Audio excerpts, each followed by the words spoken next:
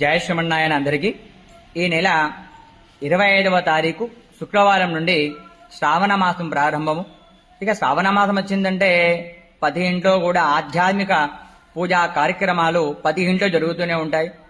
ప్రతి ఇంట్లో ఎవరో ఒకరు ఏదో విధముగా భగవంతుని అర్చిస్తూనే ఉంటారు. ఇక ఈ 12 మాసాల్లో అత్యధికంగా ఉపవాసం ఉండే మాసము ఈ యొక్క శ్రావణ మాసమే. ఇక ఈ శ్రావణ మాసము మన తెలుగు మాసాల్లో 5వ మాసం. ఇక పౌర్ణమి చంద్రుడికి ఏ నక్షత్రం దగ్గరగా ఉంటుందో ఆ ఒక నక్షత్రాన్ని బట్టి మన మాసాన్ని పరిగణలో తీసుకుంటాం. ఇప్పుడు ఈ యొక్క శ్రవణ నక్షత్రం అనేది పౌర్ణమి చంద్రుడికి దగ్గరగా ఉంటుంది. తద్వారా ఈ యొక్క మాసాన్ని శ్రావణ మాసం అని మనం అంటాం.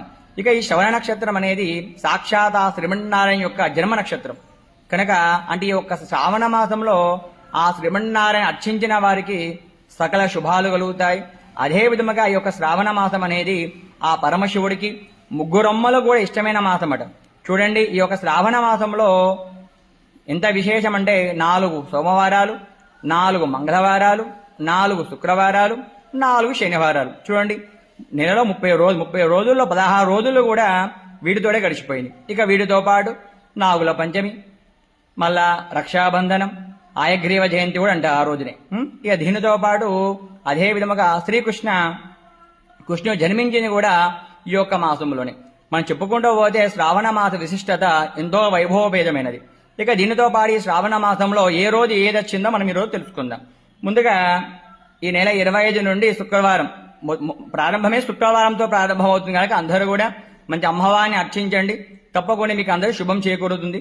25వ తారీఖు శుక్రవారం నుండి శ్రావణ మాసం ప్రారంభము. 29వ తారీఖు మంగళవారము నాగుల పంచమి, దాన్ని గౌడ పంచమి అని కూడా అంటారు. ఆ రోజు కూడా మనము మంగళవారం వచ్చింది కాబట్టి మంగళ గౌరి వ్రతం చేసుకోవచ్చు. ఈ శ్రావణ మాసం 4 మంగళవారాలు కూడా ఆ మంగళ గౌరిని అర్చించవచ్చు. మంగళ గౌరి వ్రతము చాలా చాలా శ్రేష్టమైనది. శ్రీమూర్తులు ముత్తేజుగా ఉండాలని, తన భర్త ఆరోగ్యాలతో ఉండాలని ఈ యొక్క వ్రతాన్ని ఆచరిస్తారు.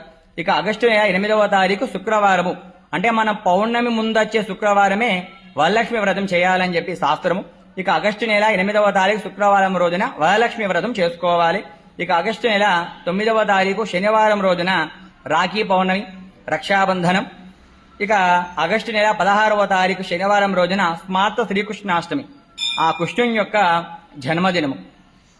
అంటే ఈ విధంగా చెప్పుకుంటూ పోతే ఇంకా చాలా చాలా విశేషాలు ఉన్నాయి, కానీ ఇవి మనము ప్రధానంగా తీసుకుంటాము.